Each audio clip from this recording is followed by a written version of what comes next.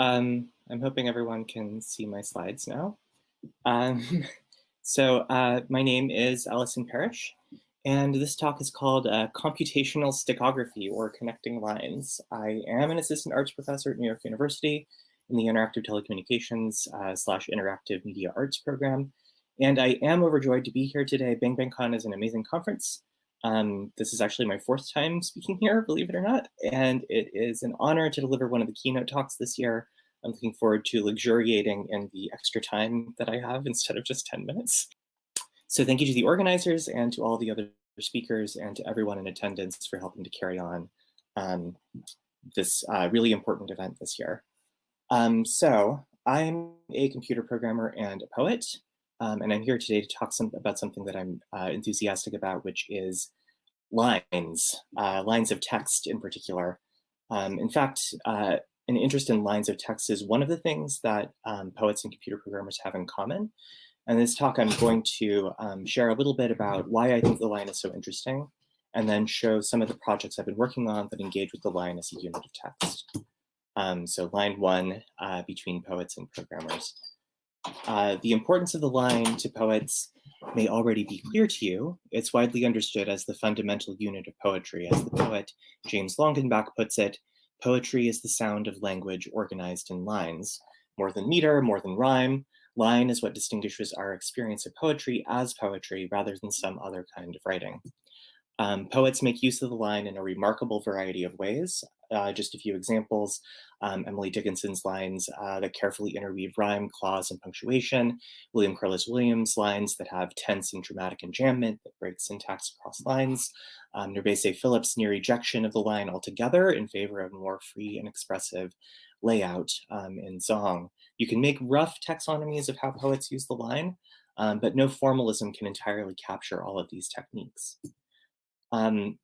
Just as a quick review of terminology so I don't lose some of you, the word that poets use for the way that a poem is divided into lines is called lineation.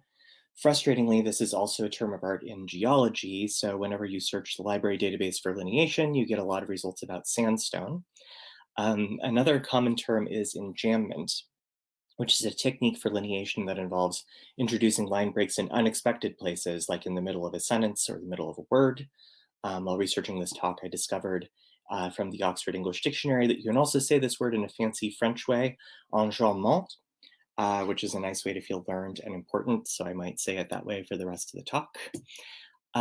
Programming isn't all about lines the way the poetry is, but programmers do deal with lines a lot in their course of work. The line is, of course, an important mathematical abstraction used in both computer graphics and statistics, but the line as a unit of text is actually equally important to computer programming. Code is conventionally written in plain text files, which are sequences of characters delimited with the line break character. Version control software like Git uses the line as the atomic unit of change. When you apply a patch to a file with Git, you're applying that patch based on lines of text, not some other unit like characters or bytes or functions or parts of a syntax tree or anything like that. Dozens of Unix data processing tools like grep, sort, head, tail, cut, all use lines as their fundamental unit of processing. So poets, programmers have in common this interest in the line as a unit of text. Line number two, ASCII and stichometry. But code isn't the only part of programming where the line pops up. The line is also the go-to unit for organizing data. Many file formats, both official and ad hoc, make use of the line break, the ASCII line feed character, as a record delimiter. This is, on the slide you see an example of data in CSV format in which the data is stored in a plain text file, and each datum, each line of data, is stored as an individual line. The line feed character is arguably the most popular way to delimit records in data, despite the fact that the ASCII standard actually has included from its inception a control code specifically set aside for separating records, hexadecimal 1E, the record separator control code, which I've highlighted in this list on this slide. But nobody actually uses that record separator control code to separate records. And I think a reason that people use the line feed character instead is instead, even when there's this like tool that's been set apart specifically for that purpose, not like ambiguously the way that the line feed character is. The reason that I think that's the case is that the spatial metaphor of the line is just too well established. Like we already think about data in terms of lines, so it's difficult to resist using the line feed character for that purpose. The visual line, as much on a sheet of paper as on a computer screen, is already used everywhere as a way of organizing information. The convention of having rows of data arranged vertically from top to bottom by time dates back to pen and paper ledgers, and even as far back as ancient Mesopotamia. There's on the right there, you see a cuneiform tablet that's showing tabular data from 1295 BCE that looks exactly like a spreadsheet. And arguably, maybe it even goes back to the origin of writing itself. So the line break is already a record separator. We didn't really need a separate character for that. Lines are a way of organizing information, but they're also likely the earliest unit used to measure text itself. Ancient Greek scribes divided text up into lines and then counted those lines up in order to better catalog text and to make it possible to refer to sections of text by their parts, sort of the original page number. And of course, that would be useful with scrolls where there aren't pages. This process of counting lines is called stichometry, from the ancient Greek stikos, which means a row of soldiers or a line of poetry. One scholar I read argues that the stichometry was the birth of text analysis and corpus linguistics, saying that segmentation of text into formal semantic and later syntactic units not related to the physical data carrier was at that time a great achievement and allowed future generations of philologists and grammarians to create the first real corpus and statistical tools, by which I mean concordances and indexes. So the line may have been like the beginning of being able to do statistical analysis of text that leads us to things like TF-IDF and things like that today. The photograph in the slide shows a line number in the margin of a manuscript copy of a text by Plato. That's from the 9th century. In ancient Greece and medieval Europe, books were often cataloged by name and line count, and book buyers used the line counts to ensure that the copies they were buying were complete, sort of an ancient checksum technique. The image on the left is a list of books in the Codex Claromontanus from the 5th or 6th centuries CE, Common Era, in which the titles of various Christian texts are listed next to the number of lines in the corresponding text in Roman numerals. To me, this looks a lot like the output of the Unix word count command, WC-L, with the line count option enabled. So stichometry is alive and well in the 21st century on the command line. Another interesting, fun parallelism between ancient scribes and computer programmers is that, according to this often cited paper by J. Rendell Harris, scribes in ancient Rome were paid by the line, and also programmers, of course, their productivity has in the past been evaluated based on the number of lines of code that they write. And the image just shows a paper that I found about using lines of code as a productivity metric. Lines are one of the ways that language becomes data, and wherever you have data, money isn't far behind. Next line is between linen and cannabis. Earlier, I mentioned the etymology of the ancient Greek word for line, stikos, which also is the word for a row of soldiers. And that actually comes from the same Indo-European root that gives us the English word for stairs, because you're walking up them, you're climbing up them. In an alternate reality, the word for line, poetry in English might have been a stair of poetry, which I think is interesting. But the word for line in English ultimately derives from the word for the flax plant, which produces a fiber that remains rigid without having to be held taut, like other fibers need to be. That is, a flax fiber is on its own a straight line. To me, this etymology of the line explains the main metaphorical difference between a line and, say, a rope, a cord, or a string. Straightness in nature is the exception and not the rule. A rope, a cord, or a string becomes a line when someone holds it taut and rigid, like a linen fiber, thereby removing the slack. Likewise, with the ancient Greek word, a row of soldiers stays in formation only through discipline. You have to exert effort in order to keep the line straight. In computer programming, we use both the words line and string to refer to sequences of characters, but they're not interchangeable, and I think there's a reason that we call it the command line and not the command string. A string can contain an arbitrary sequence of characters, but a line is text that has already been set apart as having some intention, a record in a file, or user input in response to a prompt, or something like that. While I'm on the topic of etymology, one of my favorite topics, I'll point out that the English word read originates from a word that means govern or counsel. The word file comes from the Latin word for thread.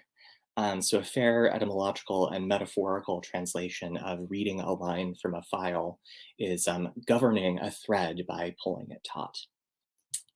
One more etymological aside, just as the word line comes from the word for flax, the word canvas is cognate with the word cannabis, a plant whose fibers are often used to make durable fabric. So the next time you are using JavaScript, say, to put a line on a canvas, you can think of it as like gently setting a flax plant on top of a cannabis plant, which I think is a nice image. The next line that I want to draw is between oxen and typewriters. Getting back to literature and writing more specifically, in the history of the written word, you can actually distinguish two different kinds of line, the graphic line and the poetic line. The poetic line is also called a verse. A graphic line is just what you call on a writing surface when you see a number of glyphs placed in sequence, sharing the same baseline as they progress across the writing surface. In some writing systems, glyphs and lines are arranged from left to right, in others from right to left, in others still top to bottom, and then moving across the page from right to left or left to right. This image shows an inscription on a fragment of stone plate in archaic Cretan script written in boustrophedon style, in which characters and lines alternate between being arranged from left to right and right to left. And you can actually see that the orientation of the characters change as the writing progressed from the top to the bottom.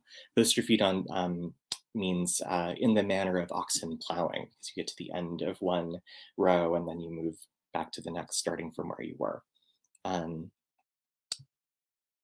graphic line, I think, originates just as kind of like a side effect of the need to adapt media of different dimensionality to each other. We tend to perceive speech as a one-dimensional medium, a sequence of sounds and words.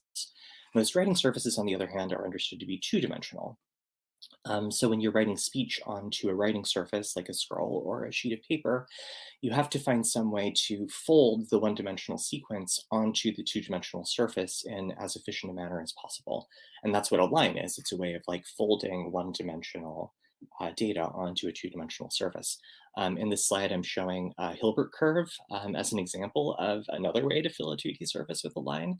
No writing system that I'm aware of uses Hilbert curves to lay out text on a page, but I think it would be cool if there was one that did do that.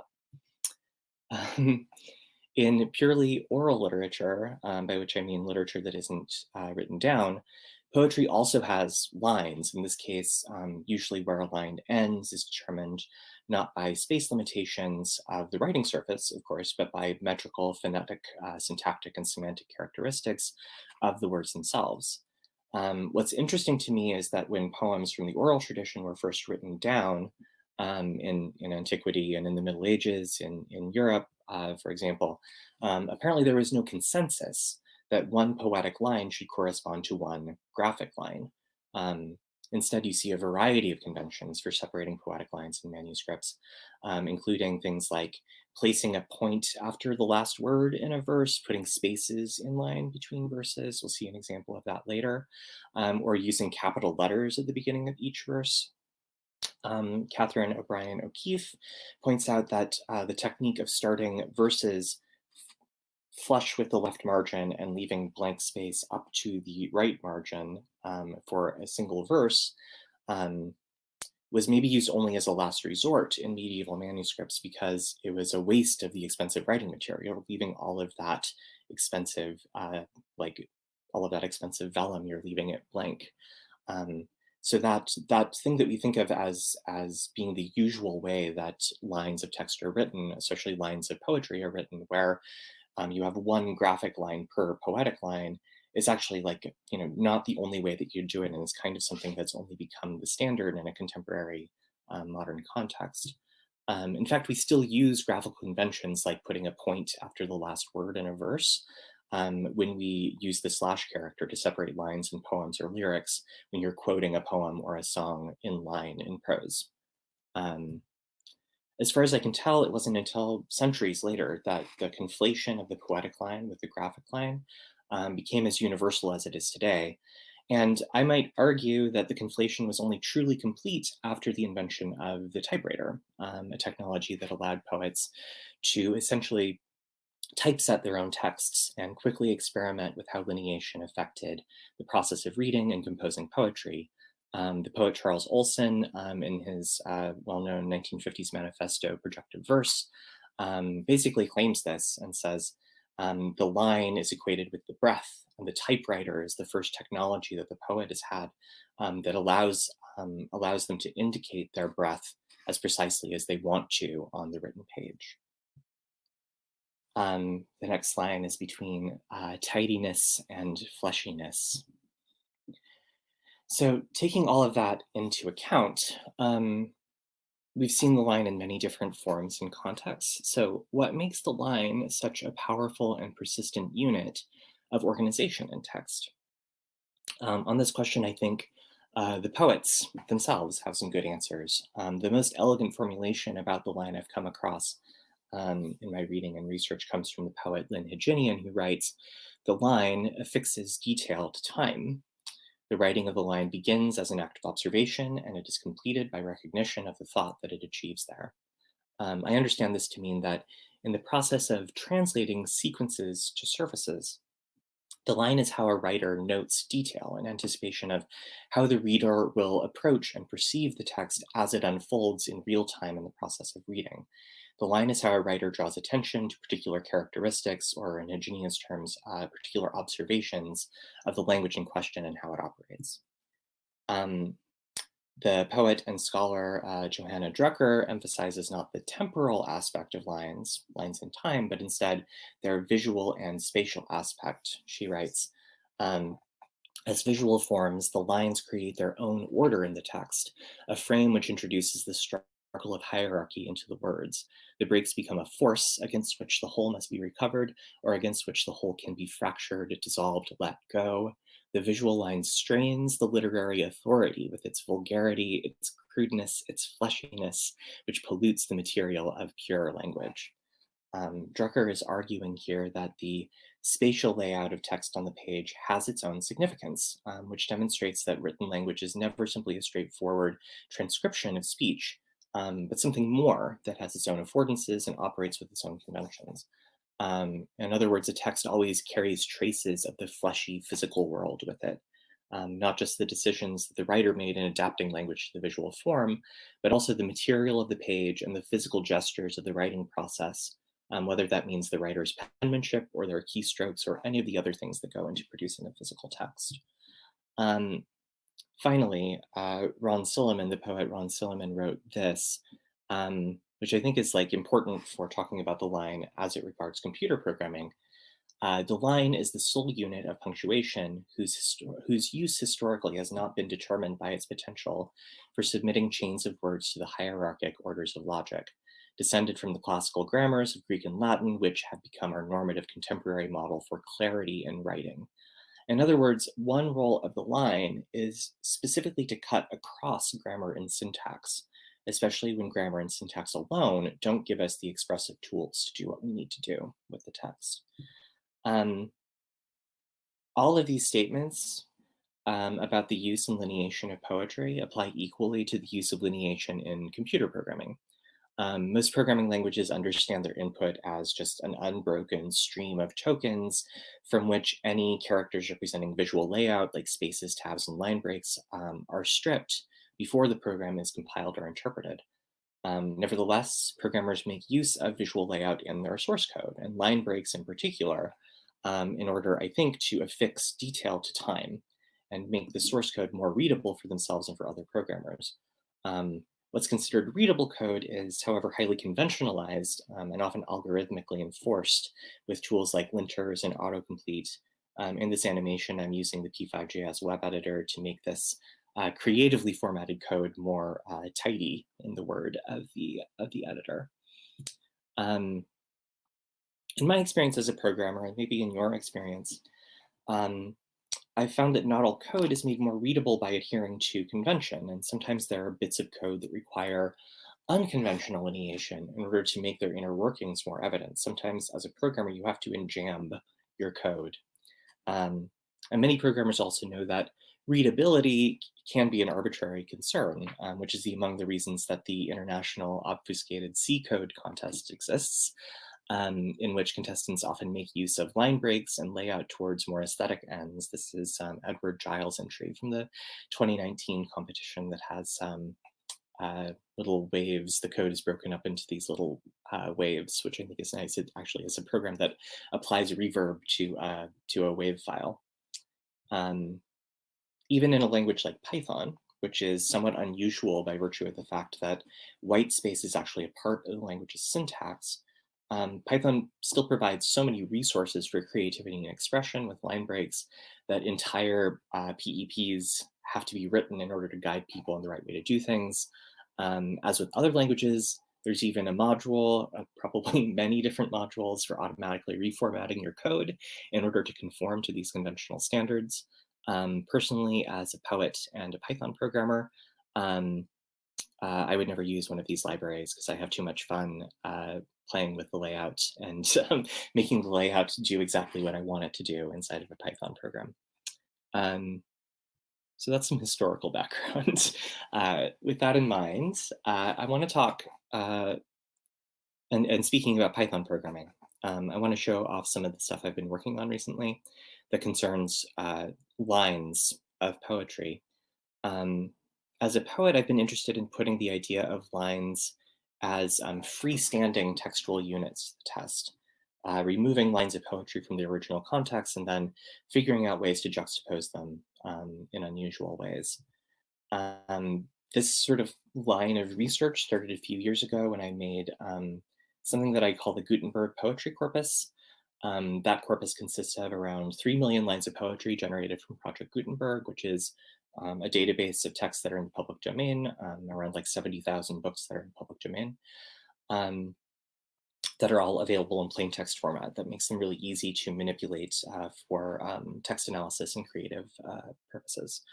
To build the Gutenberg poetry corpus, I wrote a program that goes through all of the metadata in Project Gutenberg, finds all the books that are listed as poetry, and then I scan through those. My program scans through them line by line, extracts line of text that look like poetry, as opposed to introductions or commentary or footnotes or other paratexts, and then collect them together, and it ends up being a 52 megabyte file that contains 3 million lines of poetry from all of the included books in Project Gutenberg, or at least the books that were in Project Gutenberg a couple of years ago, along with a number that identifies the volume that it originates from. This is actually stored in JSON format, but the particular kind of JSON format where you separate JSON records with a new line, which I don't even know if that format, it's used all over the place, but I don't know if it has an official name.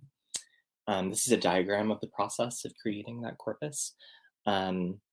The most sophisticated part of the code is the rules to determine what counts as poetry, which is just a bunch of ad hoc criteria that I'd eventually like to replace with something more well-reasoned. But this program works pretty well and does what I want it to do. The corpus, just to give you an idea of what it looks like, this is an animation of what happens when you make a program that just prints out lines at random. So it's just like a big stream of lines of poetry that have been taken out of their context. Actually, the reason that I made the Gutenberg poetry corpus in the first place was because I was teaching a creative writing class in 2015, and I wanted to give my students an assignment to write autocomplete poetry, which is usually you go to Google and you type in some words and then you make a poem from what Google suggests after what you typed. But I didn't want my students to have to use Google to do this if they didn't want to. So I made a quick tool with Nginx and Redis that sort of works like Google Search Autocomplete, except it autocompletes your typing with a line of poetry from the Project Gutenberg poetry corpus that starts with the same letter. So you can search through it and it completes it with the line that matches that prefix. This is actually, I believe, still online. It's 5 years old, which is an eternity in online art project terms, but I think you can still go there and use it. Um, Once I had that corpus, other applications started to suggest themselves. The poetic line, as we've discussed, is often determined by sound, meter, rhyme, assonance, alliteration. These are things that like set one line of verse set apart one line of verse from another. Starting with this insight, I wanted to make a project that could sort, cluster, and juxtapose poetic lines based on their phonetic characteristics. Um, Basically, what I wanted to do was, first of all, find a way to represent the sound of words as vectors so that I could draw like a scatter plot like this, where words with similar sounds like octopus and apocalypse would be closer together on the scatter plot, and words that are dissimilar like inky and kinky would be further away, even though they would be clustered together. Um, so finding a way to like turn the phonetic information of a word into a vector. To do this, I made a program using the CMU Pronouncing Dictionary, which is a database of English words and their pronunciations, which you need in English because the way that the way the words are spelled doesn't really have much with how they sound. Um, and then I wrote sort of like a weird kind of ad hoc feature detection manual feature extraction algorithm that uses bigrams of phonetic features in order to produce a big matrix of counts of features, used principal components analysis so that I ended up, for every word of English, a single 50-dimensional vector that represents the sound of that word. I use that same algorithm then to get a 50-dimensional vector for every line of poetry in the Project Gutenberg corpus. So for every line of poetry, I had a number, a coordinate in space that indicated the sound of that poem. And with that, I made this book called Articulations. This is a book of computer-generated poetry. It was published by Counterpath Press 2 years ago as part of Nick Montfort's Using Electricity series, which consists all of the books in the series are computer-generated. And I've included an example of the output here. I don't have time to read it, even though I love reading it. So the book is composed of an automated random walk through the phonetic space of the Project Gutenberg poetry corpus. I start with a random line of poetry, and then I find the line that is most phonetically similar to it based on its calculated vector, and then add that to the output, find the line that's most phonetically similar to that, add that to the output, and so forth, excluding any line that has previously been in the output. The end result is this kind of poetry where cohesion is achieved only through phonetic similarity. And one key decision here that has to do with the topic of this talk is that I decided to format the output as prose by running the lines together into paragraphs instead of retaining the original formatting of the lines. And my reason for doing that is I wanted to blur the distinction between lines and draw attention to how they're similar to each other. So that's one experiment with that corpus.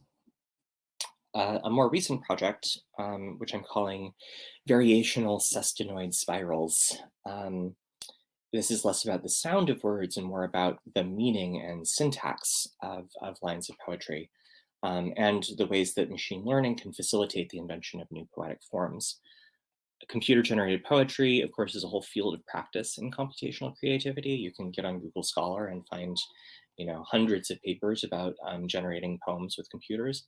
But the question I started out with was not how do I generate new poems, but how do I generate new lines of poetry? How do I make a generator that knows how to produce just a single line of poetry? What does it mean to write a generator that produces a single line? To do this, I made use of a kind of neural network architecture called a variational autoencoder, sort of akin to a GAN, in the sense that it is a model that kind of essentially learns how to compress data. The encoder produces a fixed length vector for each item in the training set, and then the decoder learns how to produce the original data from that fixed length vector. In a variational autoencoder, the values in the fixed length vector are constrained to conform to a particular statistical distribution. And the benefit of this is that the model becomes generative. You can generate new data that looks like the original data by picking random numbers and feeding them to the decoder. Similar random numbers produce similar outputs, and you end up with a latent space that can be explored. This like the coming up with the idea, I did not invent the idea of a variational autoencoder, and I'm only a beginner machine learning engineer, so I relied very heavily on the research from these researchers, from Junshen He and Benjamin Heinzerling's pre-trained embeddings for byte pairs were also a big part of this project. I should also note that I was like super inspired by Robin Sloan's sentence space project from a couple of years ago, which you'd look at. And I have a link to my fork of the variational autoencoder code that you can actually launch in a Jupyter Notebook in your browser if you want. So once you train this model, you end up with a model where you can feed a random number into the decoder and get back a line of poetry. Part of the reason that I wanted to do this was to be able to explore poetry space. Last summer, Runway funded my work on this model, and part of the reason that I wanted to make it so that I could use their latent space explorer in the Runway app. What you're seeing here is like a single sample from that space surrounded by samples that are from similar numbers, and you can sort of move over it like Google Maps. So each box contains a line of poetry that is generated by the model from nearby points in that latent space. Once you have a model like this, there's all kinds of fun stuff that you can do. One is creating interpolations between two different lines of poetry. So you encode one line of poetry and encode another line of poetry, and then decode from points along the line that connects them, the line that connects them. So this is an interpolation from the first line to the last line of Robert Frost's The Road Not Taken, taking a more direct road from the beginning to the end of this poem. So this is sort of like the result of drawing a line through a latent space of lines. It's like a meta line in a sense. When I showed this project on Mastodon, a user there suggested circular interpolations, meaning pick a random hyperplane and then decode from a circle drawn in the hyperplane. And using this technique, you get lovely lines of poetry that seem to return to where they started. And this is just a little interface I made in P5.js to explore one of these circular interpolations. The poetry generator that I made with this technique produces poems by sampling lines from points on concentric circles that gradually increase in size in the latent space. It follows a schematic that looks like this. Each circle represents a stanza, and as the circles get bigger, the stanzas get longer. In essence, each stanza is an elaboration on the last. I might read just a little bit from this one. This is a moment, that is a moment, full of a moment could be seen, that is made, that shows a moment, having been pure as a little heart was seen. That is made, that shows a moment, having been full of a moment, still had seen her eyes, making a little heart of man. The present, that shows himself, however, that space of moment had been gone, and sweet as a smile of beauty's eyes, praise to my heart. The present that shows perhaps the latter of this moment, having been as sweet as thou shalt have seen his eyes. Sweet a mile of my heart is bright, only the heart. The latter that shows perhaps the books of being, having been for such a different hours had passed, and all shuddering with her fair eyes of her eyes. Sweet a smile of my dear face, seeing the word, that is a moment. Which I like. I think that's a pretty good result. All of this finally brings me back to the title of the talk, Computational Stichography. So making that poetry variational autoencoder was fun, but at this point I've made so many projects with the Gutenberg poetry corpus that I'm getting kind of sick of it. Because it consists of poetry in the public domain, specifically in the public domain in the United States, it mostly consists of 18th and 19th century white male American and British poets whose poetics, by and large, let's say, are not especially expansive in subject matter or style. So a lot of what comes out of the variational model has a pretty monotonous diction. It all sort of sounds like a mishmash of Coleridge and Wordsworth, like falling asleep in your high school English class. So I could just make another corpus, you may say, but the issue is that this is the only corpus of poetry that I know of that is both freely available and entirely unencumbered by copyright. I could scrape the web or scans of books for contemporary poetry, but then I wouldn't feel like I had any real ownership in the output of the program, and I'd be obligated to seek out the permission of every poet whose work was used to train the model, and I don't have time for that. So the solution I'm pursuing is to find some way to introduce poetic line breaks into arbitrary text. That way I can use any kind of text to train or at least fine tune the model that I made. Um, and if I wanted to, I could train a variational autoencoder to produce lines of poetry about flowers by grabbing all of the Wikipedia pages about flowers, splitting that prose into lines, and then use those lines to train the model, and then publish the resulting poems under the same license as Wikipedia. So I've made some progress on this, and I want to show you that progress. Um, I'm using this word stichography to describe the process of adding poetic line breaks to arbitrary text. Um, that term comes from biblical studies, where scholars use it to describe how scribes copied certain poetic or musical passages in scripture, not in the regular continuous script, but with graphic devices to separate poetic lines, like spaces or line breaks between the verses.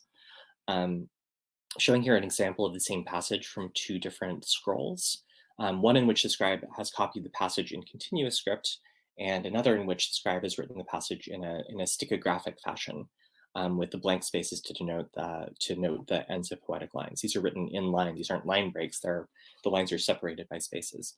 The scroll fragment isn't from the same passage, but it shows what the empty spaces looked like in the original manuscript. So as I understand it, different scribes had different techniques for writing these passages stichographically. They applied a set of criteria to determine which passages should be written stichographically, but came up with their own strategies for performing the stichography based on their own ideas about how the text worked phonetically, semantically, syntactically. So what I need is to be able to do what these scribes did, but in an automated fashion, so I can do it on, thousands and thousands of Wikipedia pages. So I trained a machine learning model to do it. I treated this as a sequence prediction task. The input to the model is sequences of tokens from the Gutenberg poetry corpus. And the labels are either a 0 or a 1, with a 1 indicating that there should be a line break directly following that token. My theory is that most lineation relies on the sounds of words. So I used Pencilate to find phonetic embeddings for each word instead of using just like numerical indexes in a vocabulary. Pencilate, by the way, is the grapheme to phoneme model that I actually talked about in my Bang Bang Con talk last year. I think that using the phonetic embeddings makes the model more accurate. And it also makes it possible for the model to deal with out of vocabulary words or even like made up nonsense words, which is definitely a benefit. The network architecture is a stack of bidirectional recurrent neural networks. I know that everyone has moved on to transformers or whatever, but it took me like 2 years to understand RNNs well enough to be able to just like whip up a model like this on a whim. And I am planning to make the most of that investment. And I'm still working on this. But my little test models accomplished the task that I wanted to do pretty well, achieving 93% accuracy on my validation set after training on my 2013 MacBook Air overnight, which isn't bad. I only like to make neural network models when I can train them on my laptop. So this is a video of a live typing interface that I made with an early version of the model. You type continuous text on the left there and get back text with the model's stichography applied on the right. The model does pretty well with these two light nonsense poems. Neither of these were in the training set. I never saw a purple cow and never hope to see one, but I can tell you anyhow, I'd rather see than be one. I eat my peas with honey. I've done it all my life. It makes the peas taste funny, but keeps them on the knife. So it does pretty well actually in finding reasonable line breaks in this text. As another proof of concept, this is some of the text from the Wikipedia page for zinnia, the flower zinnia, with the original continuous text there on the left and the model's stichographic output on the right. I think this is actually pretty good if you read over it. I think it's finding like, places to break the text that sort of fall in line with your expectations about where line breaks should go in poetry. I haven't actually used this to retrain my variational model yet, but that's the next step. So this is still a work in progress. So to conclude, what draws me to the line as a unit of language is that it's really the interface between language and the world. The line is language held taut, and someone has to be doing the work of holding it taut. So whether the line we're talking about is a poetic line based on rhyme and meter, or a line in a spreadsheet recording a single data point, or the line of code carefully crafted to elucidate or obfuscate the inner workings of a computer program, the line demonstrates that language is, in Johanna Drucker's words, fleshy. Language is always situated in physical and social reality. And that is my talk. Thank you.